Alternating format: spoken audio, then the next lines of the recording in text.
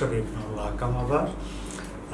এবার আমরা ডিসকাস করব ইন্টারনাল রেট অফ রিটার্ন আর ক্রসওভার রেট।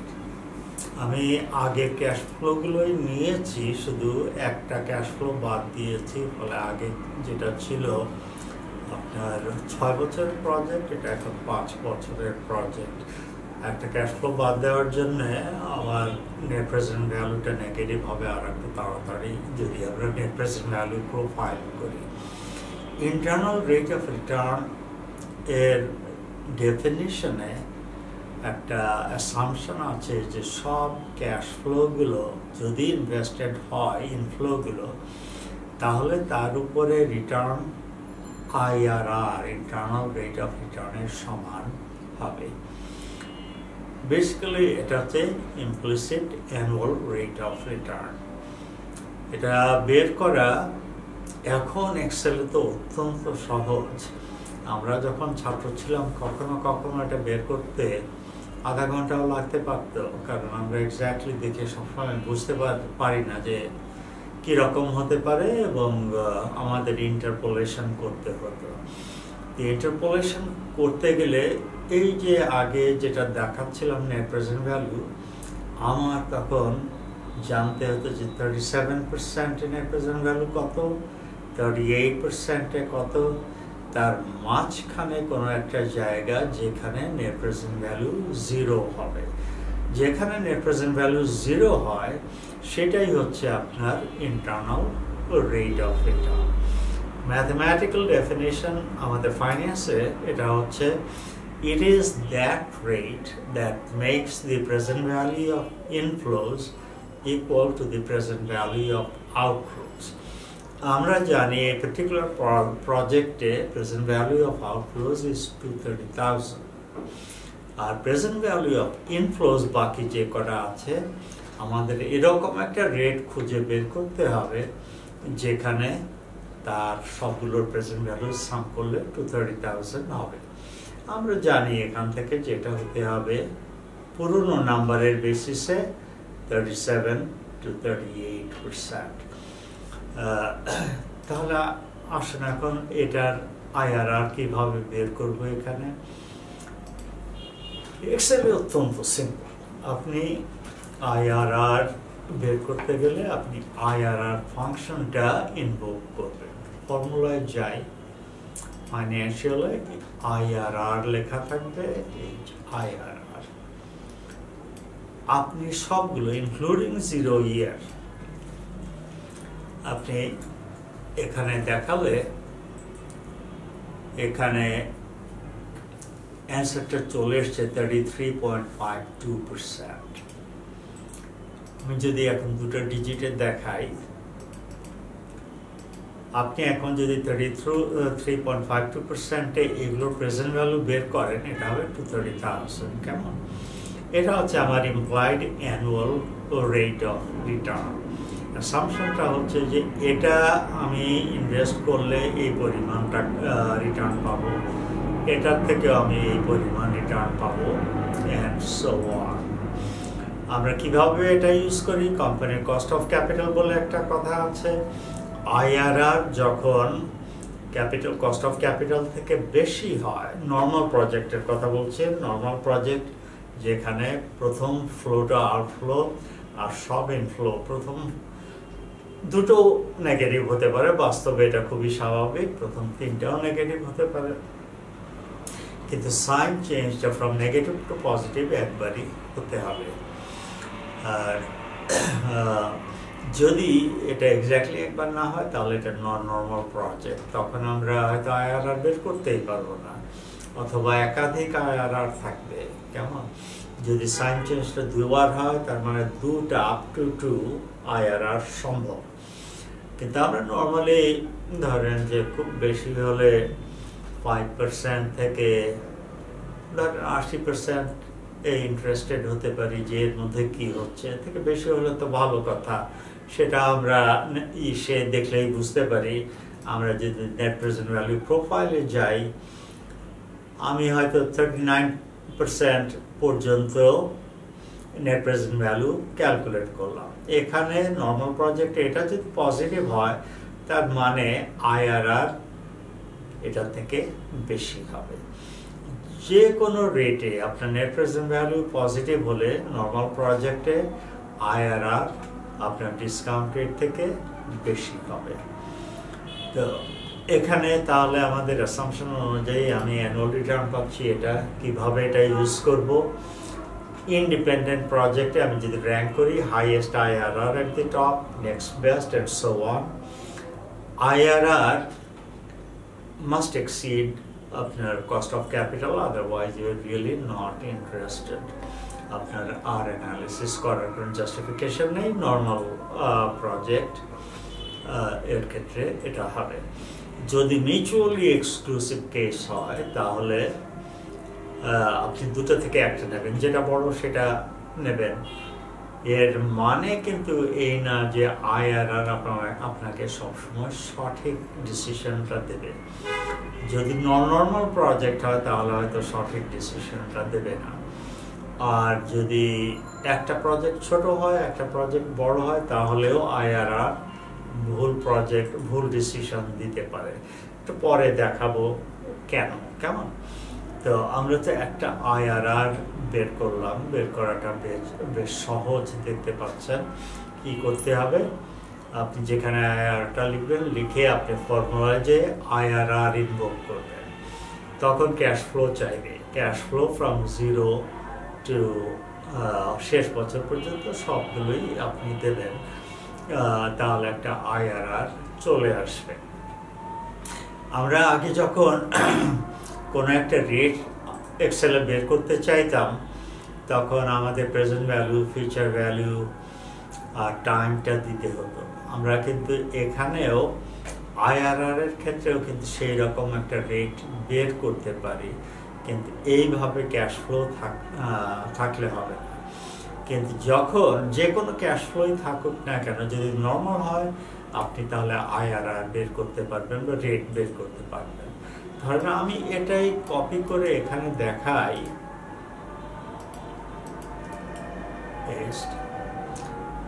এখন আমি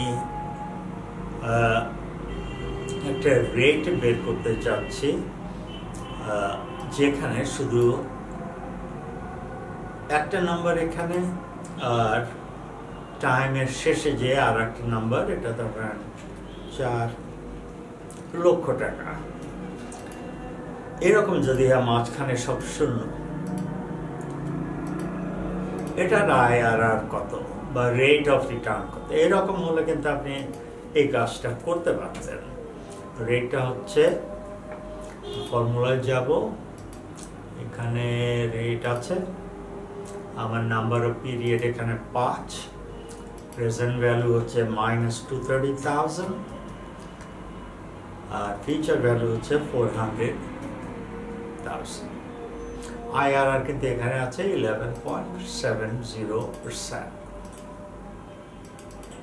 এটা আমি এভাবে বের করলাম, কিন্তু আমি এটাও করতে পারতাম এবং এটা করলে একই অ্যান্সার আসবে।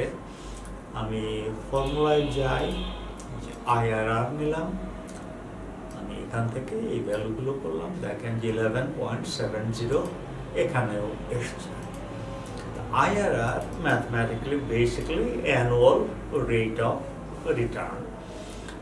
মাঝখানে যদি কোনো নেগেটিভ থাকে, একাধিক থাকে, আপনাকে সম্ভবত এক্সেল একটা আইআরআর দেবে, তবে কোনো গ্যারান্টি নেই, কারণ যদি নর্মাল প্রজেক্ট হয় তার কোনো আইআরআর নাও থাকতে পারে। আমি একটু দেখি হাইপোথেটিক্যালি আপনাদের কটা নাম্বার দিয়ে দেখি যে এটার আইআরআর হয় কিনা। ধরেন যে 2 বছরের একটা প্রজেক্ট যদি এরকম হয়, আমি নাম্বারগুলো এখন চেঞ্জ করবো। এটা 230,000, বরং এটাকে পজিটিভ দিই, ধরেন এটা 40,000, এটা -60,000 আর এটা 10,000। এটার আইআরআর কত হয় আমি শিওর না, কিন্তু যেটার আইআরআর পাবো আমি, দেখা যাক কি হয় আইআরআর। আমি নাম্বারগুলো নিলাম, 30.90% এসছে। এটা মজার ব্যাপার, তাই না? আপনি দেখে কি মনে হয় যে এটার পজিটিভ IRR হবে? আপনি 60,000 টাকা দিচ্ছেন কিন্তু পাচ্ছেন 40,000 টাকা, আর এখানে 10,000 টাকা। আপনি পাচ্ছেন 50,000 টাকা, কিন্তু এটা নেগেটিভ আউটফ্লো হচ্ছে 60,000 টাকা। এটা কি সম্ভব? আসলে সম্ভব, তবে নর্মালি আমরা এইটা একসেপ্ট করব না এরকম একটা প্রজেক্ট, এবং এইরকম ক্ষেত্রে IRR এর ডিসিশনটা ভুল হতে পারে। যতদূর মনে পড়ে এরকম একটা এক্সাম্পল যদি দেই, তাহলে হয়তো IRR বের করতে পারবো না, IRR হবে না, হয়নি এখানে। কেমন? এই পার্টিকুলার সিচুয়েশনে সি কলামের 70 থেকে 72 যদি ক্যাশ ফ্লো হয়, তাহলে এটার কোনো IRR আমাদের নর্মাল ইসের মধ্যে নেই। এখানে কিন্তু এটা নন নর্মাল প্রজেক্ট, কারণ এটা প্লাস এটা মাইনাস, একবার সাইন চেঞ্জ হয়ে গেল, এখানে আবার সাইন চেঞ্জ হলো, দুবার সাইন চেঞ্জ হলো। আপনি কিন্তু দেখবেন যে এই 31% যদি আপনি আমাদের ডেফিনেশন কি প্রেজেন্ট ভ্যালু অফ ইনফ্লোজ, এই দুটার প্রেজেন্ট ভ্যালু আর এটার প্রেজেন্ট ভ্যালু সমান হবে। আপনি দেখবেন 31% কিন্তু সমান হবে। তো এইখানে আপনি কোনো রেট বের করতে পারবেন না যে এখানে এই দুটো প্রেজেন্ট ভ্যালু আর এটার প্রেজেন্ট ভ্যালু সমান হবে। তাহলে কটা জিনিস দেখলাম IRR এর মধ্যে। আমরা একটা IRR এর বেসিক মেসেজ হচ্ছে যে IRR should be higher than company's cost of capital. আমরা যখন র্যাঙ্ক করব ইন্ডিপেন্ডেন্ট প্রজেক্টে, তখন র্যাঙ্কে হবে আপনার highest IRR at the top, lowest IRR at the bottom. আপনি সাজিয়ে যাবেন। IRR has to be greater than cost of capital, তাহলে cost of capital এর নিচে যেগুলো সেগুলো আপনি ডিসকাউন্ট করে দেবেন। আর যদি মিউচুয়াল এক্সক্লুসিভ কেস হয়, তাহলে যেটার IRR বেশি সেটা আপনি চুজ করবেন। অ্যাসাম্পশনটা হচ্ছে যে আমরা যখন এই কথাগুলো বলছি, আপনার প্রজেক্টগুলো নর্মাল, প্রজেক্টের লাইফ নর্মাল, প্রজেক্টের সাইজও নর্মাল। কেমন? এখন তাহলে আমরা বের করতে পারলাম IRR কিভাবে বের করা যায়। IRR অবশ্যই আপনার আবার নেট প্রেজেন্ট ভ্যালু প্রোফাইল দিয়েও বের করা যায়। আমরা যদি কুইকলি, আমরা জানি যে IRR এর নেট প্রেজেন্ট ভ্যালু আপনার 0 হয়, তাহলে আমরা একই ক্যাশ ফ্লোতে যদি আমরা নেট প্রেজেন্ট ভ্যালু প্রোফাইলগুলো করতাম, আমি যদি ধরেন 7% থেকে শুরু করলাম, 8%, আমার যাওয়া দরকার 12% পর্যন্ত। আমি শিওর যে 12%-এর নেট প্রেজেন্ট ভ্যালু নেগেটিভ হবে। নেট প্রেজেন্ট ভ্যালুগুলো আমি কিভাবে বের করি? নেট প্রেজেন্ট ভ্যালু প্রথমে আমি এই যে এই সিরিজটা যদি করি, ইয়ার 1 থেকে ইয়ার 5 পর্যন্ত আইডেন্টিফাই করলাম,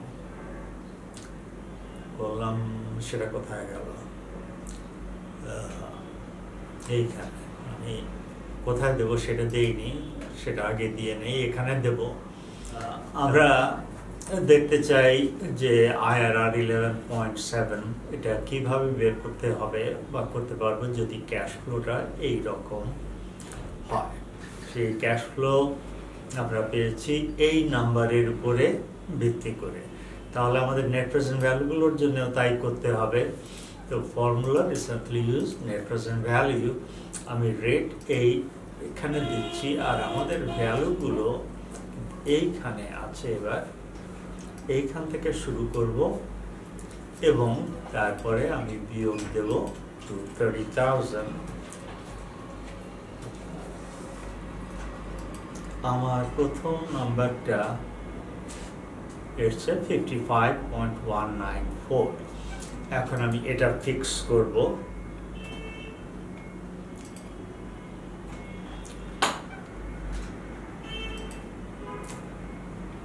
স্লাইড করলে পরে 12% নেগেটিভ হওয়ার কথা, নেগেটিভ হয়েছে। কেমন?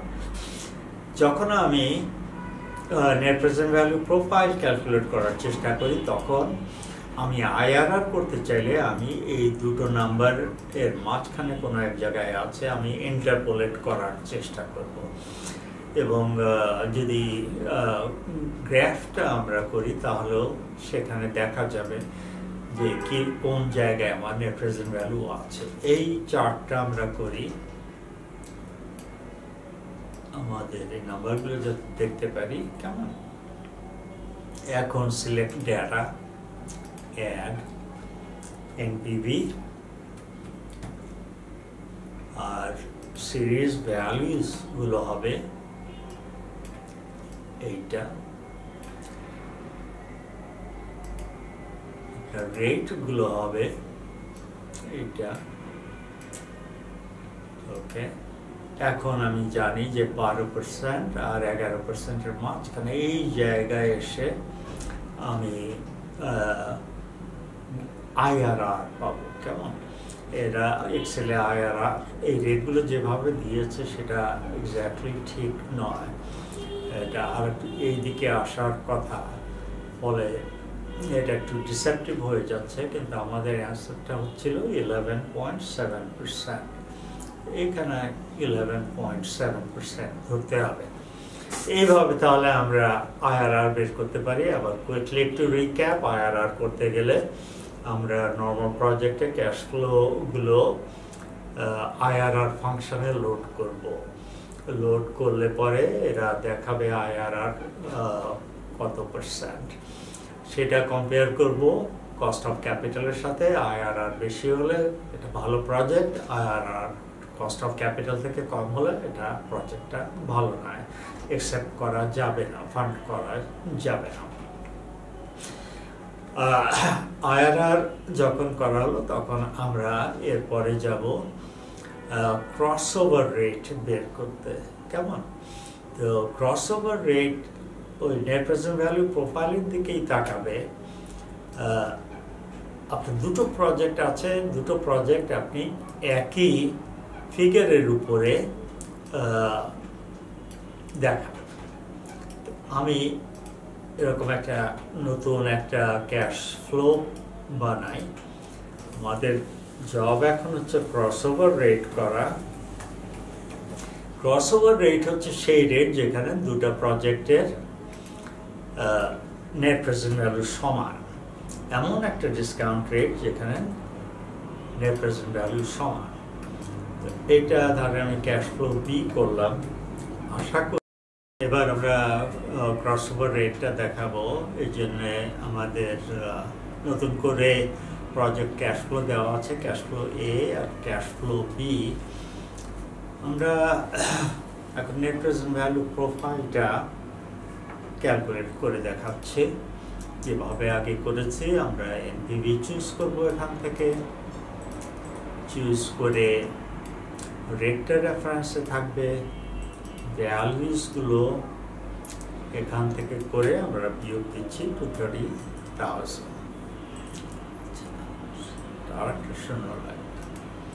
আচ্ছা, এইটা হলো 18%-এর নেট প্রেজেন্ট ভ্যালু।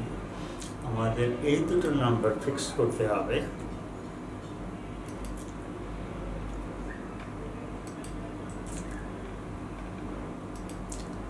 এখন গ্রাফে করলে পরে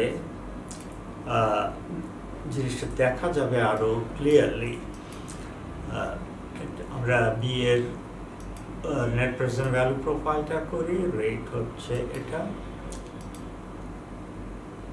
এটা তো দেখি ঠিক হলো কিনা, রেট হবে এটা, রাইট? আচ্ছা, ভ্যালু এই যে এটা, এখান থেকে আমরা বিয়োগ দেব ইনিশিয়াল ইনভেস্টমেন্ট 220,000।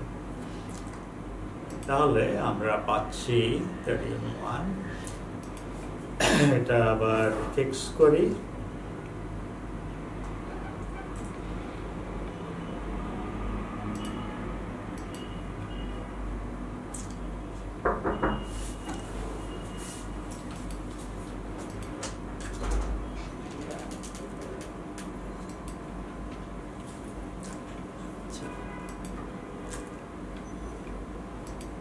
পরে এই যে নেট প্রেজেন্ট ভ্যালুগুলো পাচ্ছি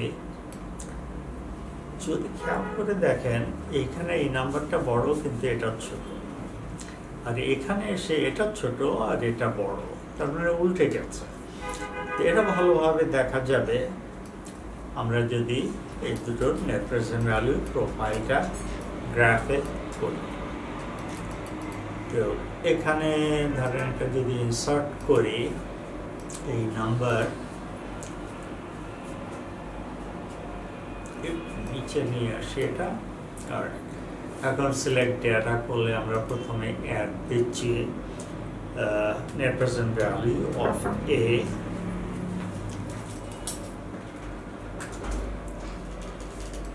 একটা চার্ট পাবো আমরা। ওকে, এবার অ্যাড করবো net present value of B,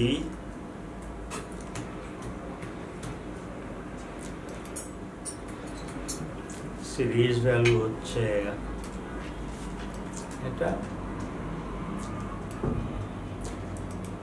আর আমাদের রেট গুলো হচ্ছে আমরা দিয়েছি এখান থেকে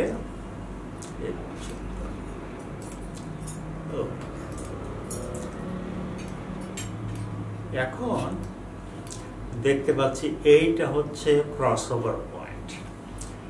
কত হবে এটা? 22, 23 মাঝখানে কোনো এক জায়গায় হবে। এটা আমরা এখানেও দেখতে পাবো যে 22-তে এটা বড় ছিল, এটা ছোট ছিল, কিন্তু 23-তে এটা ছোট, এটা বড়। তার মানে ক্রস ওভার রেট এই দুটো মাঝখানে কোনো এক জায়গায় হয়েছে। এটা হচ্ছে IRR 26%-এর কাছাকাছি, যেটা আমরা এখানে দেখেছি। এর IRR আর বি এর IRR, যেখানে নেট প্রেজেন্ট ভ্যালু 0, সেটা হচ্ছে এইখানে। এখন আমরা কত কিছু বলতে পারি এখানে। বলতে পারি যে এই পার্টিকুলার পয়েন্টে